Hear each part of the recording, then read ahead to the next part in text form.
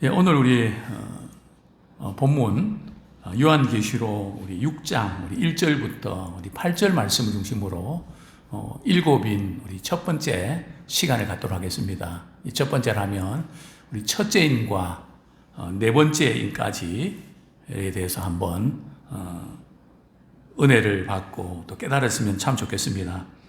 우리 계속해서 우리가 이렇게 살펴봤지만 사도 요한은 네 가지 환상을 보게 되죠.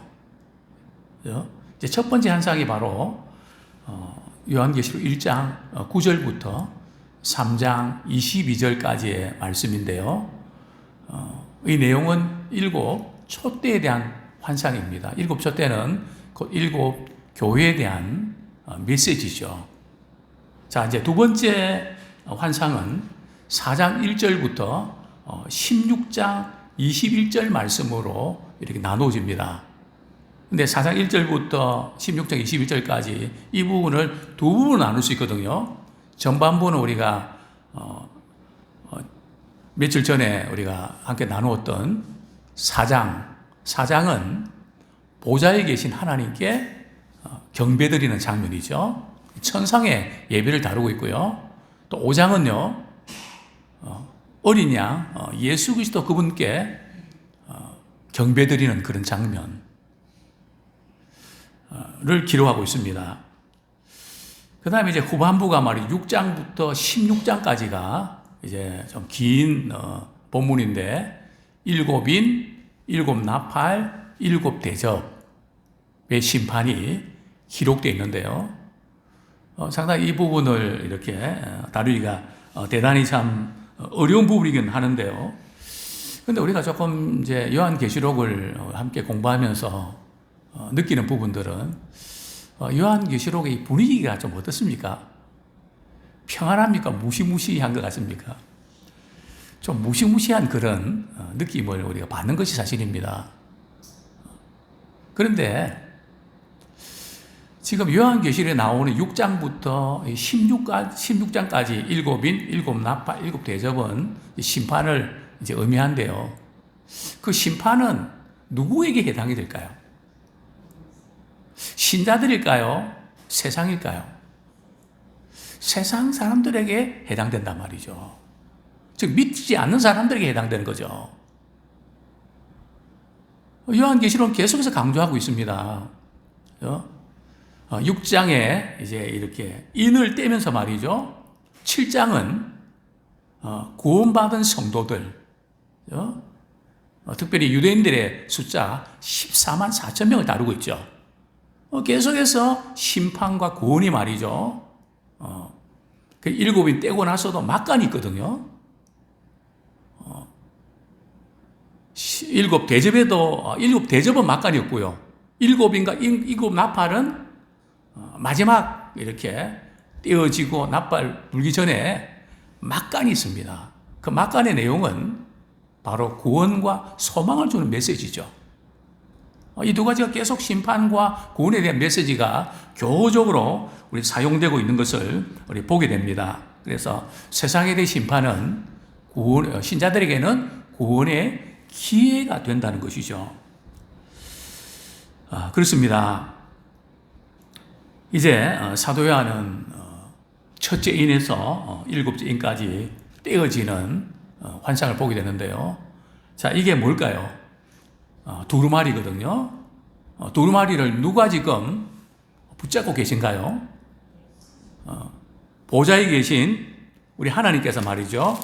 우리 5장에 보면 또 내가 보매 보좌에 앉으신 이의 오른손에 두루마리가 있으니, 보좌에 계신 그분은 성부 하나님이시죠. 오른손에 두루마리를 갖고 계신데, 이 두루마리가 펼쳐져야 되잖아요. 이 두루마리가 펼쳐지려 그러면 일곱 인이 지금 이게 이제 도장이 찍혀 있거든요.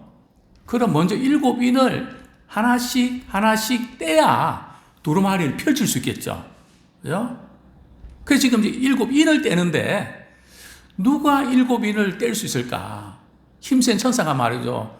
아무도 뗄 사람이 없다 그러니까 사도 요한이 참 구원의 놀라운 역사를 경험해야 되는데 슬퍼서 울게 되죠. 그때 24장로 중에 한 사람이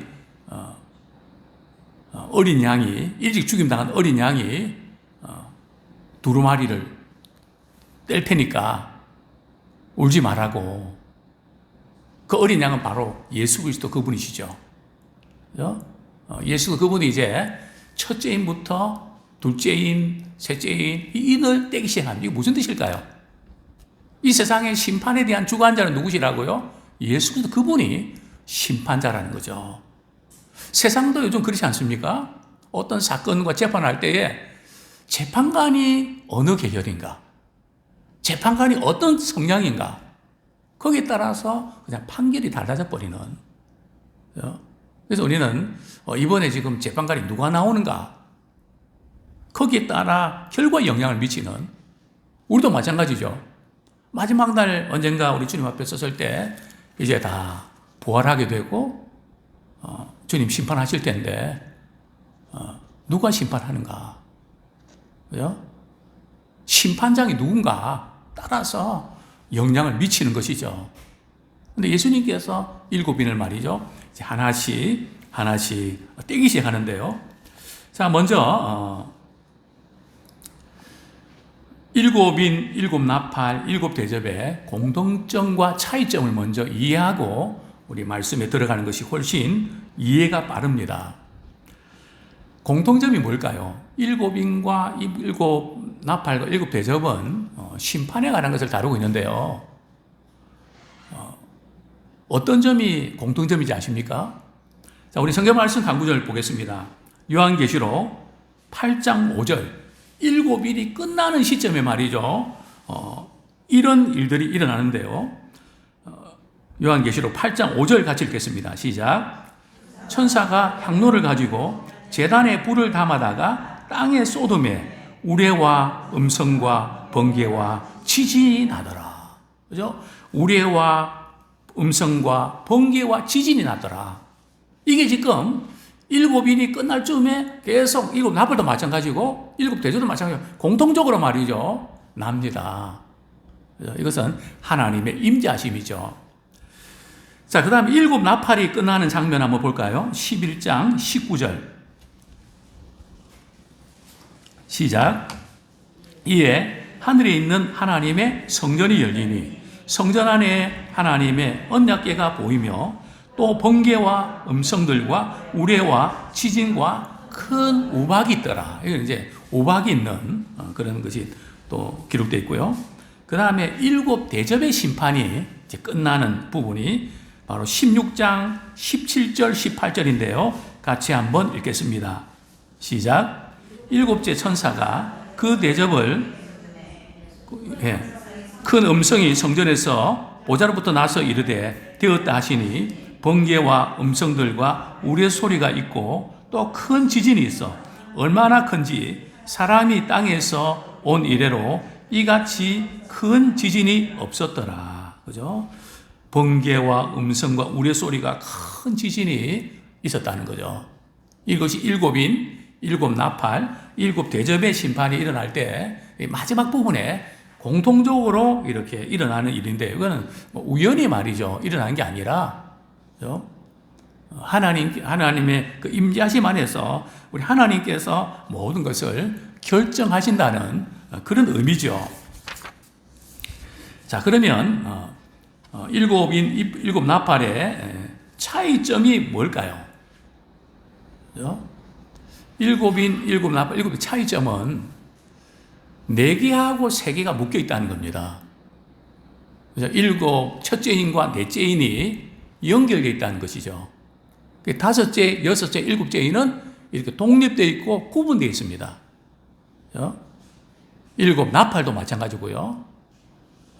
이런 차이가 있다는 거. 그 다음에 이제 또 차이점은 7인과 7나팔 그 사이에는 말이죠, 뭐 이렇게 요한계시록 7장 같은 경우는 14만 4천에서 막간이 나옵니다. 근데 7대접은 말이죠, 첫째 대접, 둘째 대접해서 7째까지 해서 바로 연결되어서 심판이 일어나죠. 7인과 7나팔은 막간이 있는데 대접은 바로 심판이 들어가, 데드라인에 대단하기 때문에 바로 심판에 들어가는 더 이상 기회가 없는 것을 우리는 보게 됩니다. 그리고 이제 일곱 인과 일곱 나팔과 일곱 대접의 차이점은 말이죠. 점점 갈수록 그 심판의 강도가 약해지나요? 강해지나요? 점점 강해집니다. 일곱 인은 땅의 4분의 1이 말이죠.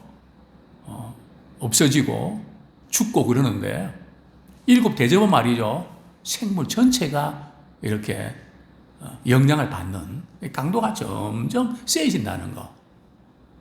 그래서 이제 우리 주님이 오실 날이 가까이 온 징조들이 계속 일어나는데요.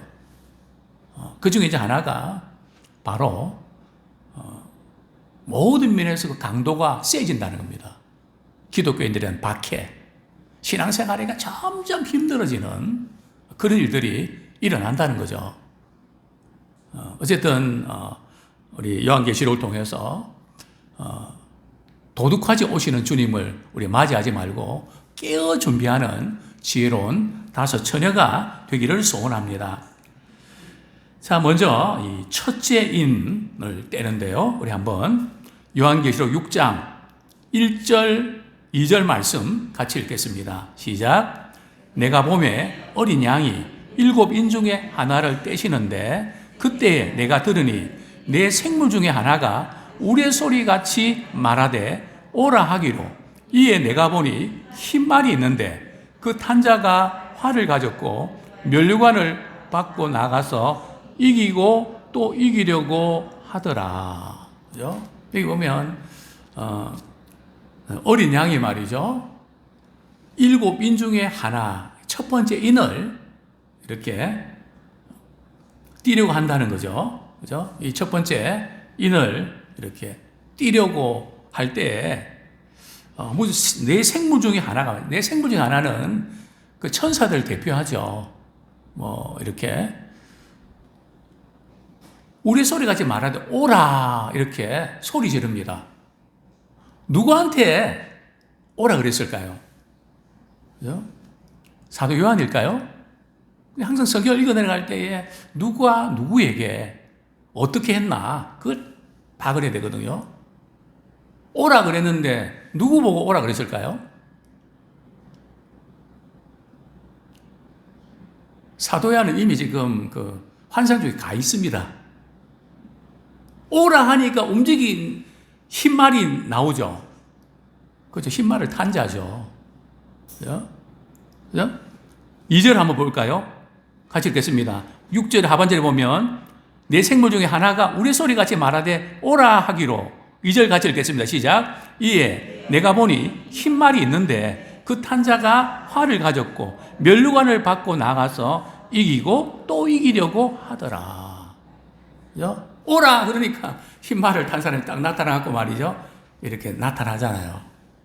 자, 그런데 이제 네 번째 인을 뗄 때까지 말이죠. 두 번째 인을 뗄 때는 누가 말이죠? 코를 합니까?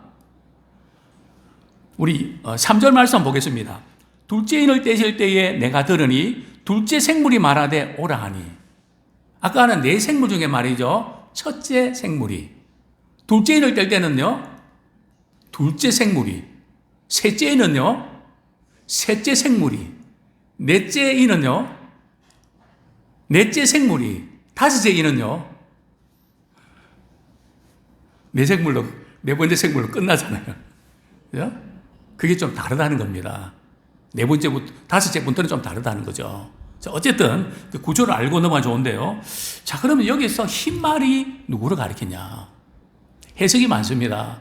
어떤 분들은 흰말은 예수 그리스도다. 그렇게 주장하는 분들 많이 계시죠. 또 어떤 분들은 복음이다. 이기고 또 이긴다니까 승리하니까 충분히 이해가 되는데요. 또 이제 그렇게 주장하는 근거가 있습니다. 요한계시록 19장 11절 한번 보시죠. 요한계시록 19장 11절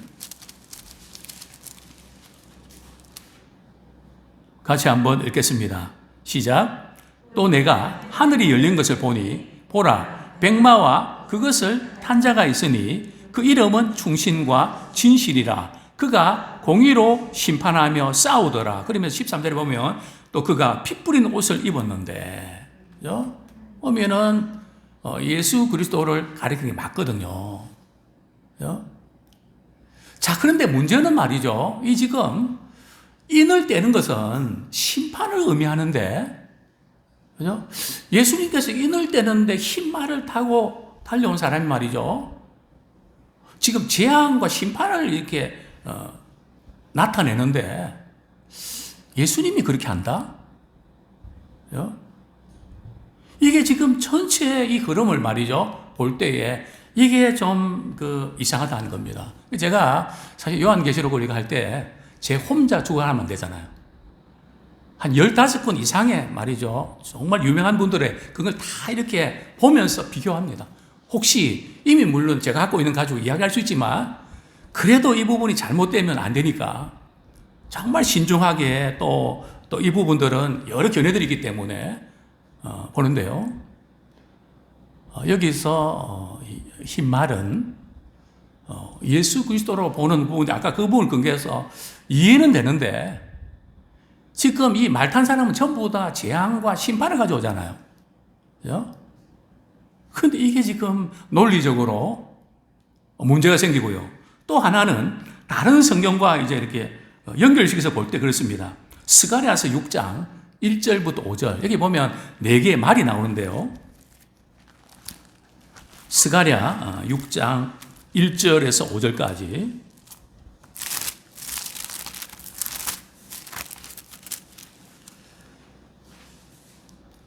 예, 같이 한번 연이어서 읽겠습니다. 스가랴 6장 1절부터 5절까지 시작. 내가 또 눈을 들어본즉 내 병거가 두 산 사이에서 나오는데 그 산은 구리산이더라. 첫째 병거는 붉은 말들이, 둘째 병거는 검은 말들이, 셋째 병거는 흰 말들이, 넷째 병거는 어룽지고 건장한 말들이 미었는지라. 내가 내게 말하는 천사에게 물어 이르되 내 주여 이것들이 무엇이나이까 하니 5절 천사가 대답하여 이르되 이는 하늘의 내 바람인데 온 세상에 주 앞에 서 있다가 나가는 것이라 하더라. 그죠? 이 지금 내 말은 뭐라고요? 내 바람이다.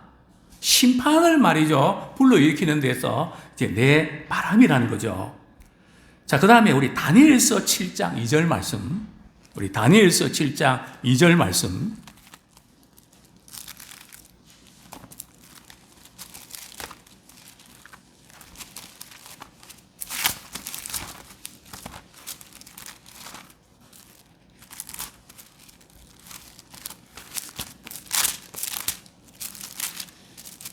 같이 한번 읽도록 하시겠습니다. 시작.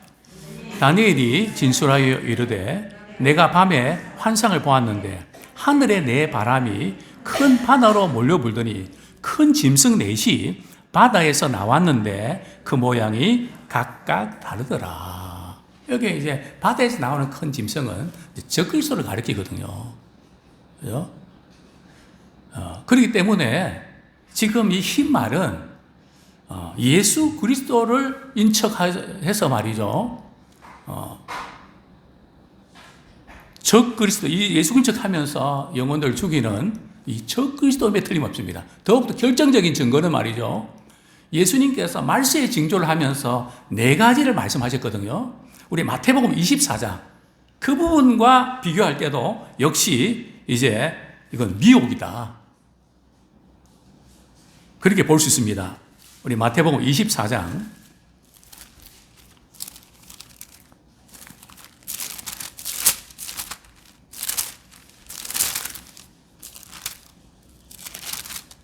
마태복음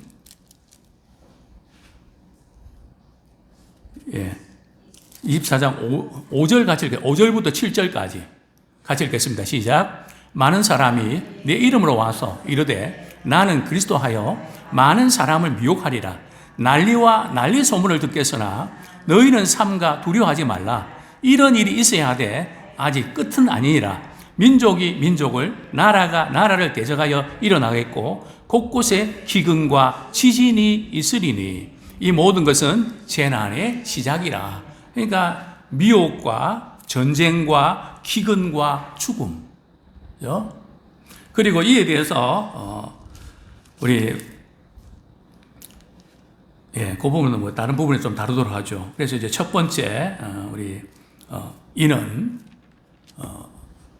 적그리스도의 그 미혹하는 마지막 시대에 미혹의 영들이 있어서 거짓이 일어나서 그 미혹에 당해서 시험 받지 않도록 주의해라. 말세 성도들에게 바로 그 부분.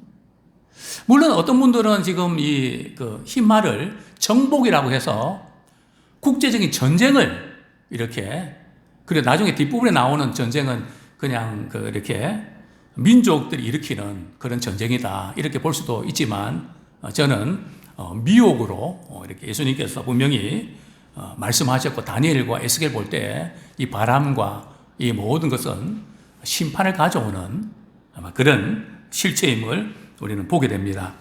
자, 두 번째, 우리 전쟁이 둘째 있는 뭘까요? 다시 본문으로 돌아옵니다.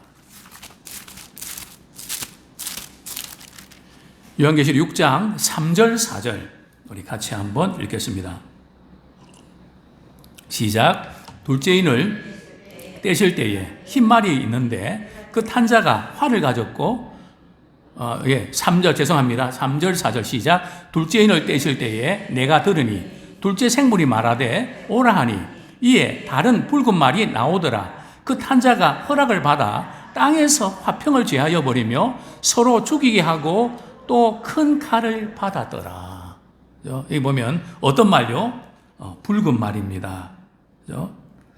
붉은 말은 우리가 잘 아는 대로 우리의 전쟁을 불따는 그 색 자체가 뭐 전쟁을 의미하는 그 부분에서는 모든 학자들이 일치합니다. 첫째 인에 대해서만 조금 의견이 갈리고요. 다른 부분들은 다 일치하는데, 예수님께서도 말씀하셨죠. 24장 7절에 민족이 민족을, 나라가 나라를 대적가 일어나겠고, 전 세계 지금 전쟁 때문에 난리 아닙니까? 우크라이나 전쟁에서 이스라엘과 하마스 전쟁이 일어나고 또 이란까지 말이죠. 개입해서 지금 일시촉발로 말이죠. 제3차 중동전이 일어나지 않는가. 지금 전 세계 우리 시계는 거의 지금 이렇게 다 왔다. 그죠? 역사의 마지막 시간이 거의 다 온 거로 지금 가리키고 있지 않습니까?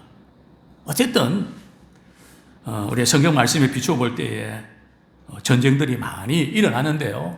자, 1차 세계대전에 죽은 사람이 820만 명이요.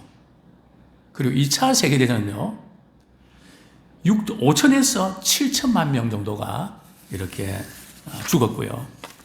그 다음에 한국의 6.25 전쟁, 참 많은 피를 흘린 끔찍한 그런 상황 아닙니까?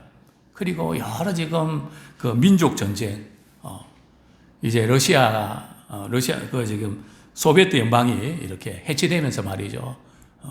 각각 이 독립하는 여러 가지 전쟁, 심지어 르완다에서는 3개월간 말이죠. 80만 명이 살해되는 비극적인, 어떻게 보면 이 세계사는 전쟁의 역사다. 제가 전쟁사를 한번 읽어본 적이 있거든요. 이게 세계 모든 그 사건들이 전쟁이 없는 경우들이 한 20, 30년을 빼고 말이죠. 지금 역사 가운데 계속해서 전쟁이 일어났다는 거죠. 이전에 제가 군에 있을 때도 타임즈 잡지를 보면 탑 기사가 말이에요. 거의 전쟁이 기사에 없는 경우들이 거의 없습니다. 각처에 이렇게 전쟁이 일어날 것을 성경은 예고하고 있는데요. 자, 세 번째로 우리 셋째 인을 떼실 때에 우리 5절, 6절 같이 읽겠습니다. 시작. 셋째 인을 떼실 때에 내가 들으니 셋째 생물이 말하되 오라 하기로 내가 보니 검은 말이 나오는데 그 탄자가 손에 저울을 가졌더라. 내가 네 생물 사이로부터 나는 듯한 음성을 들으니 이르되 한 데나리온에 밀 한 대요 한 데나리온에 보리 석대로다. 또 감람류와 포도주는 해치지 말라 하더라. 자, 이제 셋째 인을 이렇게 떼게 되는데요. 셋째 인은 이렇게 떼니까 어떤 말이 나옵니까? 검은 말이 나오고 손에 저울을 가졌는데요. 무슨 뜻일까요? 이제 이 검은 말은 기근을 의미합니다. 손에 저울을 가졌다는 것은 말이죠. 식량 사정이 좋지 않으니까, 식량이 너무 귀하니까 달아서 이렇게 팔 정도로 말이죠. 이전에 우리가 그렇지 않았습니까? 저울에 달아서 쌀 살 때 말고 달 때 탁 이렇게 말이죠. 팍 이렇게 쳐버려 갖고 말이죠. 막 깎아버려. 그게 실력이라며. 그죠? 왜냐면 뭐 조금이라도 더 주면 안 되니까. 식량이 귀하니 요즘 그런가요? 마트에 포장되어 있어갖고 뭐 배달도 하고 말이죠. 그죠? 그만큼 이제 식량이 귀하다. 이 검은색은 슬픔과 기근을 나타내는데요. 참, 저울에 달할 정도면 거의 이제 배급하는 상황인데, 북한은 지금 배급이 끊긴 지 오래 됐다고 말하지 않습니까? 그죠? 식량이 너무 귀하고. 근데 또 재밌는 것은 말이죠. 한 대라는 은에 밀 몇 대라고요? 한 대고요. 보리 석 대. 저는 뭐 이 밀, 보리 가격을 잘 모르는데, 한 대라는 뭔가 하면, 한 사람의 하루 일당이거든요. 하루 일해봐야, 밀 한 대, 보리 석 대. 그러니까, 가족들이 먹고 살 수 없는 고도의 인플레이션이 온다는 거죠. 앞으로 전 세계는 어쨌든 지금 뭐 여러 가지 많은 현상이지만은 금리는 올라갈 가능성이 높습니다. 아슬아슬하거든요. 지금 뭐 그냥 인위적으로 말이죠. 돈을 많이 찍어내 갖고 지금 유진하고 있는데 미국도 빚이 많거든요. 중국도 그렇고요. 일본도 그렇고요. 뭐 한국은 예외입니까? 제가 이 통계를 이렇게 보니까 점점 이제 이렇게 지구가 뜨거워져가지고 폭염, 화재, 또 그 다음에 사마가 때문에 말이죠. 식량난이 심각하다. 그 다음에 2050년쯤에는 전 세계 사람들이 말이요. 이제 식수를 이렇게 공급하는데 3분의 2가 식수 공급이 어려운. 즉, 우리나라도 지금 물 부족한 나라로 지금, 기록되어 있는 거 아시죠? 우리가 물 마음껏 쓰지만 사실은 물이 그렇게 많지 않은 나라 중에 하나입니다. 어쨌든 이런 밀 한 대, 보리석 대, 그래서 당시에 이렇게 물가를 따지면 한 16배가 말이죠. 급등하는 막 그런 현상들이 일어날 것을 말씀하고 있는데, 그런데 이것은 금하지 말라 그러죠. 감람류와 포도주는 해치지 마라. 이게 무슨 뜻일까요? 감람류는 뭐 집에서 불을 켜는데, 그리고 특별히 성전에서 말이죠. 등을, 그죠? 등불을 켜는데 필요하죠. 포도주는요, 또 파리선의 지방에는 음료수지 않습니까? 그런 일상적인 필요. 또 포도주는 제사용으로 사용되죠. 그러니까 하나님의 그 은혜를 경험하는 그런 부분에서는 해치지 마라. 그죠? 그 심판 가운데도 은혜를 베푸시는 우리 주님을 보게 됩니다. 뿐만 아니라 지금 현재 지구의 3분의 1이 사막화되고 있다는 겁니다. 뿐만 아니라 2020년도 11월 자료에 의하면 말이죠. 전 세계에 영양실조로 죽어가는 사람들이, 고통 겪는 사람이 8억 5천 명, 그리고 하루에 굶주림을 죽어가는 사람이 2만 5천 명. 그죠? 1초에 어린아이가 5명이 죽어간답니다. 저는 이 광경을 봤거든요. 말레이시아의 어느 정말 이 원시림에 가까운 그 동네. 자녀를 13명 낳는데 생존하는 자녀들은 3분의 1입니다. 3분의 1은 다 죽어가는, 그죠? 이런 기근 문제가 정말 오늘날 이제 1년에 우리 아이들이 1,000만 명이 영양실조로 죽어간다는 통계가 있습니다. 자, 마지막으로 넷째 인을 떼게 되는데요. 우리 요한계시록 6장 7절 말씀 우리 같이 한번 읽겠습니다. 시작. 넷째 인을 떼실 때에 내가 넷째 생물의 음성을 들으니 말하되 오라 하기로 내가 봄에 청황색 말이 나오는데 그 탄자의 이름은 사망이니 음부가 그 뒤를 따르더라. 그들이 땅 4분의 1의 권세를 얻어 검과 흉년과 사망과 땅의 짐승들로서 죽이더라. 자, 넷째 인을 떼니까 어떤 말요? 청황색 말이 나오는데요. 청황색은 누르스름한 녹색으로 창백한 모습입니다. 죽음의 대명사죠. 오늘 넷째 인을 뗄 때는 말이죠. 총체적인 죽음, 그죠? 죽음으로 인한 심판을 이렇게 말씀하고 있는데요. 자, 그런데 여기에서 지금 사망, 지금 8절에 보면 검과 흉년과 사망, 여기 사망이라는 원문을 보면 말이죠. 이 사망이라는 이 단어가 전염병이라는 단어입니다. 온역이라는 단어와 같은 건데요. 누가복음 21장 10절 말씀. 누가복음 21장 10절 말씀.